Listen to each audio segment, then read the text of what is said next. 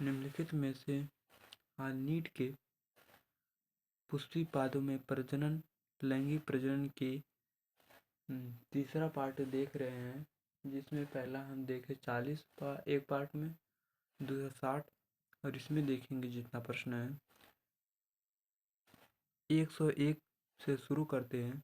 बीज में अपशिष्ट बीजाणुकाय को कहा जाता है। बीज में अपशिष्ट बीजाणुकाय को क्या कहा जाता है? छेदन, परिभ्रूणकोश, निर्भाग, नाभिक। क्या कहा जाता है? तो बीज में अपशिष्ट बीजाणुकाय को कहा जाता है परिभ्रूणकोश। सी ऑप्शन सही है। 110 2019। पुष्पी पादपों में निषेचन के पश्चात पुष्पी पादपों में निषेचन के पश्चात विकास के विषय में निम्नलिखित में से कौन सा गलत है? गलत कथन को बताना है। 3 सही होंगे, 1 गलत होगा। तो पढ़ते हैं। एक क्या? बीजाणुकाय भ्रूणकोश से विकसित होता है। बी, अंडाशय फल से विकसित होता है। सी, युग्मनज भ्रूण में विकसित होता है। डी, केंद्रकीय कोशिका में भ्रूणपोष का विकसित होता है। तो ए ऑप्शन गलत है, क्योंकि बीजाणु से भ्रूणकोष का विकास नहीं होता या विकसित नहीं होता है। तो जो गलत है वही सही है। फर्स्ट सही। कच्चे नारियल के पानी क्या है? आप कच्चा नारियल माने जो हरिया कलर दिख रहा है वही कच्चा नारियल होता है। उसका जो अंदर का पानी होता है कौन सा भाग होता है? स्वतंत्र केंद्रकी, भ्रूणपूर्वी, बी, स्वतंत्रता केंद्रकी, भ्रूणपोष, सी, अंतःफलवृत्ति, डी, गूदेदार मध्य फलवृत्ति। कौन सा सही है? तो जो नारियल का पानी होता है, कच्चे नारियल पानी, उसे कहते हैं स्वतंत्रता केंद्रकी भ्रूणपोष होता है। बी ऑप्शन सही है। 103 का कच्चे नारियल में पानी क्या है? वही ऑप्शन है। कच्चे नारियल में पानी क्या है? बीज, आवरण का अंतिम परत, जुन बीज माने जैसे गेहूं का बीज, वैसे उसका बीज जो होता है, बीज का अंतिम आवरण। सी, अपहासित बीजाणुकाय, अपहासित माने जो खराब हुआ बीजाणुकाय। सी, अपरिपक्व भ्रूण, अपरिपक्व माने जो निषेचन करने योग्य नहीं हुआ है अभी, अपरिपक्व भ्रूण उसी को कहते हैं। डी, स्वतंत्रता केंद्रकी भ्रूणपोष। नारियल का पानी जो होता है वह स्वतंत्रता नाभिकीय भ्रूणपोष या स्वतंत्रता केंद्रकीय भ्रूणपोष एक ही है। खाली नाभिकीय के स्थान पे केंद्रीय आ गया। तो डी ऑप्शन सही है। चौथा,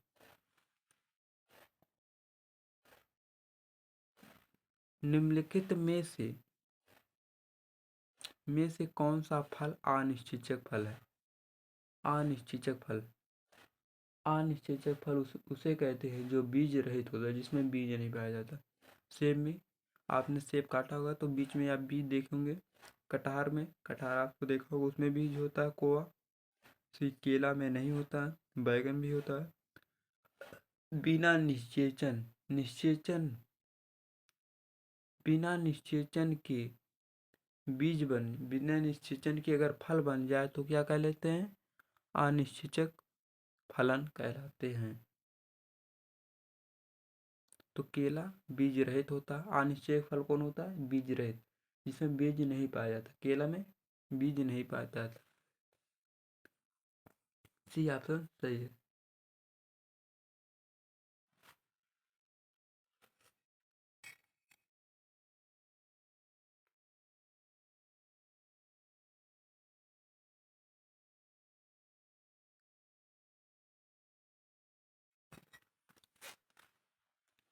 पांचवा का सी ऑप्शन सही केला। एल्बून एल्बुनिया रहित बीज किसमें उत्पत्ति होता है? एल्बुनिया माने एल्बुनिया एक परत है, रहित माने नहीं पाया जाता है। मक्का, अरंडी, गेहूं, मटर। तो भैया मटर में नहीं पाया जाता। गेहूं में एल्बुनिया परत पाया जाता है, अरंडी में पाया जाता है, गेहूं में। तो एल्बुनिया रहित माने नहीं पाया जाता है। किस में नहीं पाया जाता? मटर में। एल्बुनिया रहित बीज किस में है, किसका उत्पत्ति करता है? मटर का। 2014 में पूछा गया है। किसमें बीज आवरण पतला पतला झिल्ली में नहीं है? मक्का, नारियल, चना, मूंगफली। किसका है नहीं है? पता है तो। किसमें बीज आवरण पतली झिल्ली में नहीं होता है?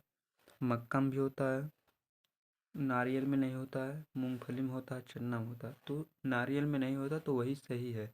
झिल्ली में संरचना नारियल में नहीं पाया जाता है।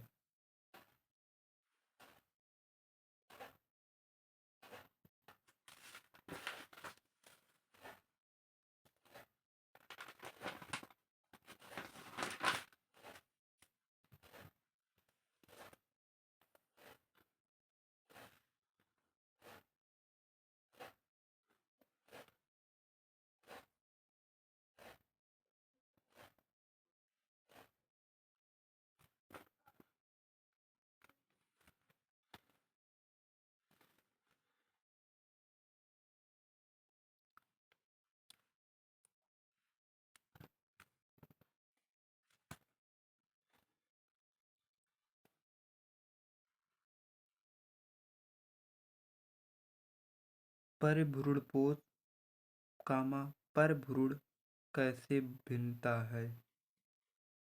क्या भिन्नता है? परिभ्रूणपोष और भ्रूणपोष में क्या भिन्नता है? कैसे भिन्नता है? इसका आवर्ती ऊतक होगा, इसमें संचित भोजन ना होना। सी, इसका द्विवर्ती ऊतक होना, द्वितीय केंद्रक के साथ अनेक शुक्राणु संयोजित होने से इसका बनना। इसमें क्या होता है? परभ्रूणपोष और भ्रूणपोष में कैसे भिन्नता है? इसमें भोजन संचित नहीं होता है। बी ऑप्शन सही है। इसमें भोजन क्या नहीं होता? संचित नहीं होता। परभ्रूणपोष और भ्रूणपोष में यही अंतर है।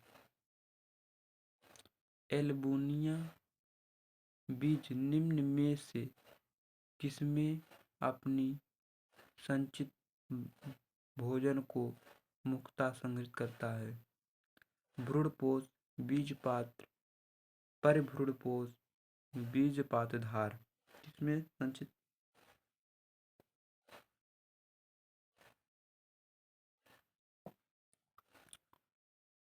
एल्बुनिया बीज निम्न में से किसमें अपना भोजन संचित को मुक्ता संग्रहित करता है? तो परिभ्रूणपोष। किसमें? परिभ्रूणपोष।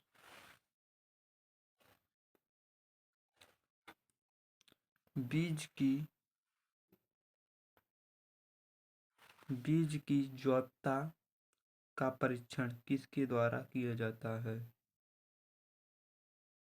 बीज में जैवता का परीक्षण किसके द्वारा किया जाता है? 2-3 trichlorophenol indophenol. B 2-3-5 triphenyl tetrazolium chloride. C DMSO sulphate. तो बीज में जैवता का परीक्षण किसके द्वारा किया जाता है? तो 2-3 टाइफिनॉल टेट्राजोलियम क्लोराइड के द्वारा।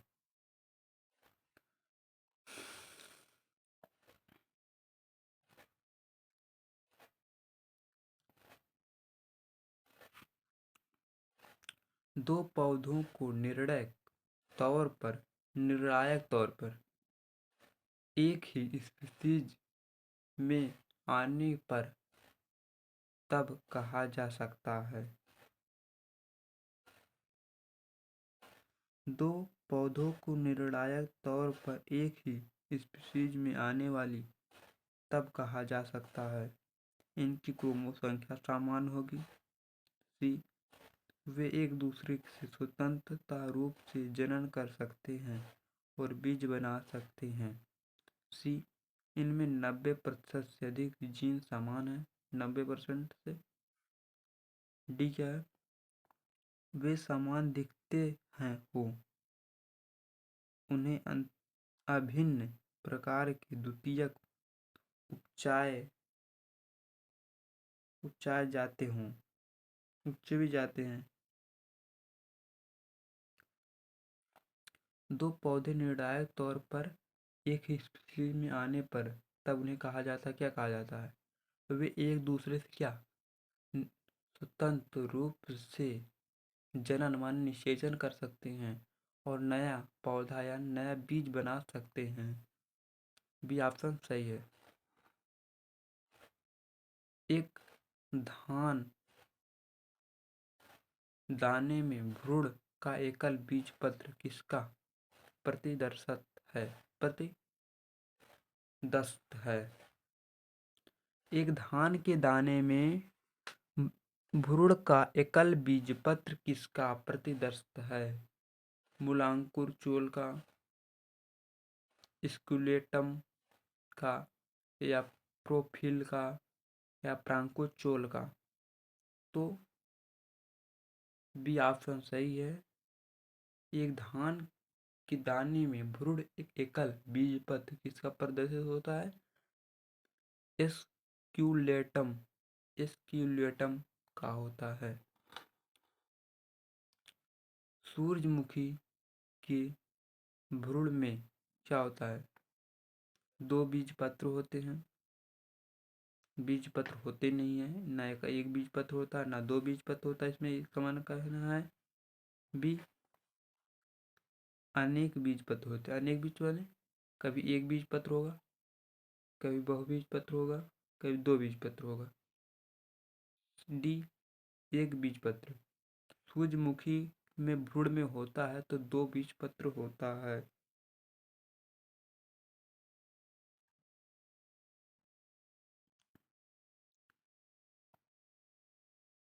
क्या होता है? दो बीज पत्र होता है। सूरजमुखी के भ्रूण में कितने बीज पत्र होते हैं? दो बीज पत्र होते हैं। भ्रूण कोश होता है। भ्रूण कोश कहाँ होता है? भ्रूण में भ्रूण के अक्ष वाले भाग में। सी, बी क्या भ्रूण के अक्ष वाले भाग में। डी, बीजांडकाय में। सी, भ्रूणपोष में। तो भ्रूणकोश होता है वह होता है बीजांड में। भ्रूणकोश कहाँ होता है? बीजांड में उपस्थित होता है। पर भ्रूणपोष होता है अवशोषित भ्रूणपोष, अस्थनि बीजांडकाय। भ्रूणपोष की परिधियां हिस्सा। डी, अपघटित द्वितीयक केंद्रक। पर भ्रूणपोष क्या होता है? भ्रूणपोष की परिधि हिस्सा। भ्रूणपोष की परिधि हिस्सा को क्या कहते हैं? परिभ्रूणपोष कहते हैं। प्रवास टेगमेन किससे विकसित होता है? प्रवार टेगामेन किससे विकसित होता है? बीजांड वृत्त से, निभाग से, सी, अंता अध्यावरण से, डी, बाह्य अध्यावरण से।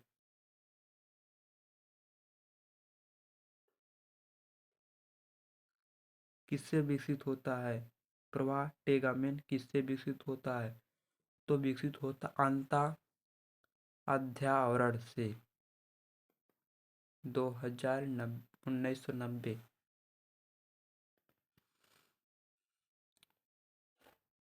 ये देखिए लगातार पूछा गया है।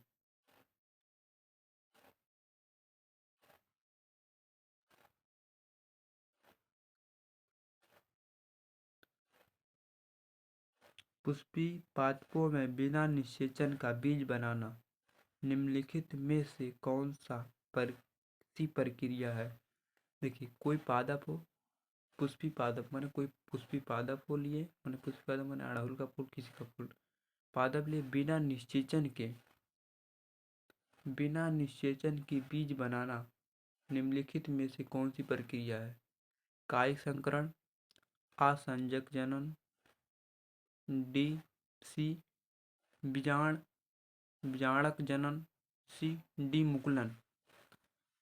तो बिना पुष्पी पादपों में अगर बिना निषेचन का अगर बीज बन जाए तो वह क्या सा प्रक्रिया कहलाता है, आसंजक जनन। बी ऑप्शन सही है।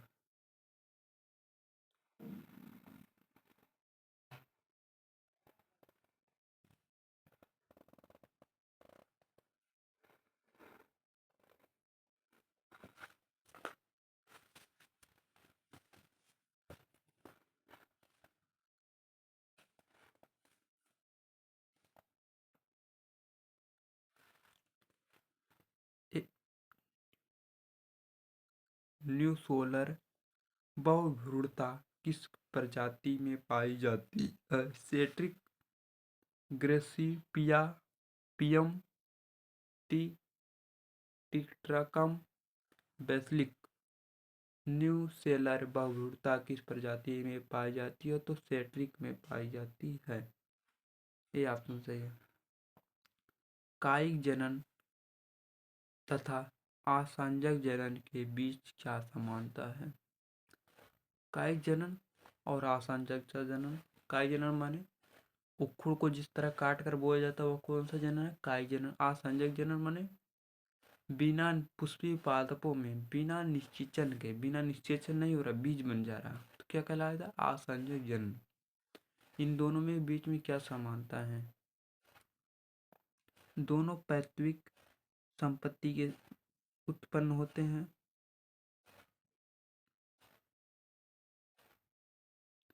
दोनों पैतृक माने अपने माता पिता के समान संतान उत्पन्न कर सकते हैं। बी, दोनों एक बीज केवल द्विबीजपत्र पादपों में लागू होता है।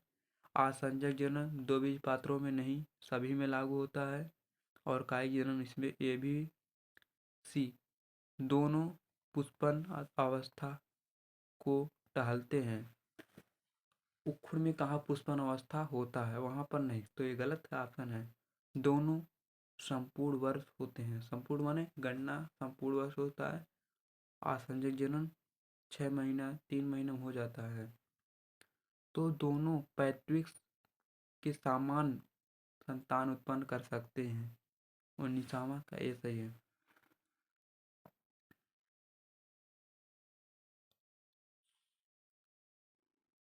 सीटस में आसंजक जननी भ्रूण किससे बनते हैं। सीटस में आसंजक जननी भ्रूण किससे बनते हैं। बीजांड के भीतर मृतक बीजाणु उद्भय ऊतक से। बी, प्रति व्यासस्थ अंडक से। सी, द्वितीयक अंडक से। डी, सहायक कोशिका से। सीटस में आसंजक जनन भ्रूण किससे बनते हैं, तो बनते हैं ए, मन ए कौन है, बीजांड के भीतर मृतक बीजाणु भेद, मात्रक नहीं मृतक, मात्रक बीजाणु उद्भय ऊतक से।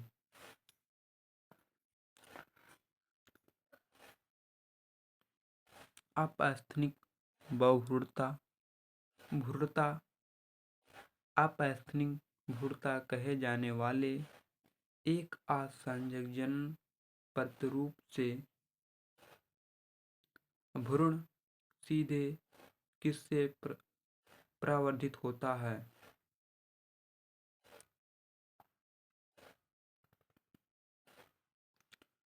ए, भ्रूण कोश की अंतिम सहायक कोशिका अथवा प्रतिव्यासत्व से। बी, बीजांडकाय अथवा अध्यावरण से। सी युग्म युग्मज से, डी बीजांड के भीतर से सहायक भ्रूणकोश से।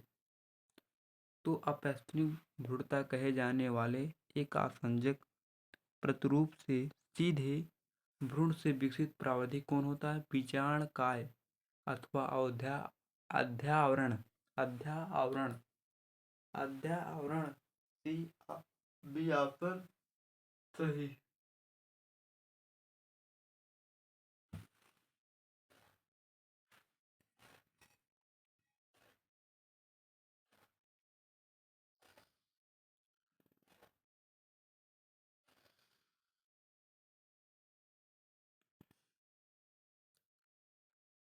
वैष्णव प्रश्न क्या है?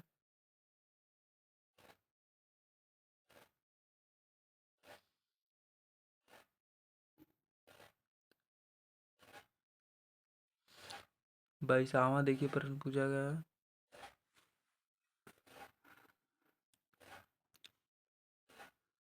सीट्रस में अपैस्निक भ्रूणता किस कारण से होता है? बीजांडकाय अध्यावरण।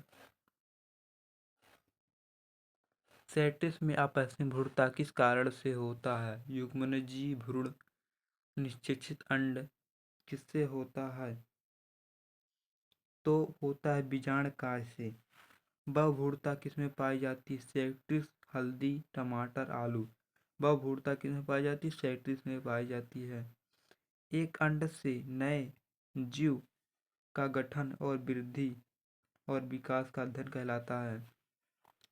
एक अंडे से नए जीव का गठन और वृद्धि और विकास का अध्ययन कहते हैं भ्रूण विज्ञान। कौन सा विज्ञान? भ्रूण विज्ञान। कौन सा विज्ञान? भ्रूण विज्ञान।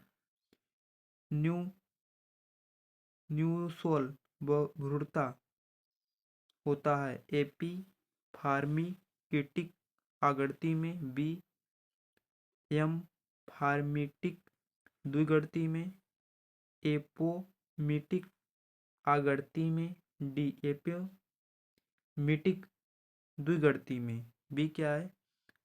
एम फॉर्मेटिक द्विगणती में होता है। पछतावा बी सही है। बिना निषेचन के मादा युग्म से अंडे से जीव का विकास को कहते हैं। बिना निषेचन के मादा युग्म से अंडे से जीवन का विकास कहते हैं। क्या कहते हैं?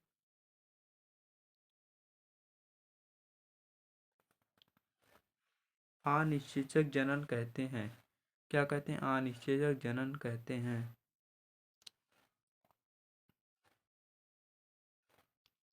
27वां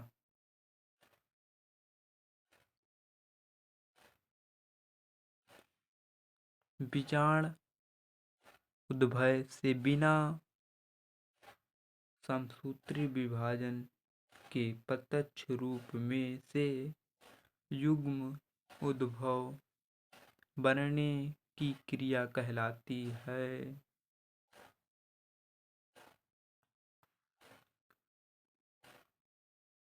26वां का डी ऑप्शन सही है। 25वां बीजांड से बिना निषेचन अर्धसूत्री विभाजन नहीं हुआ, प्रत्यक्ष रूप से युग्म उद्भव बनने की प्रक्रिया कहलाती है एपोस्पोरम, एपोमोगिम, एपिगेमी, अनिषेचक जनन, एपिफॉर्मिक्स। तो एपोस्पोरी है। कौन सी प्रक्रिया कहलाती है? एपोस्पोरी।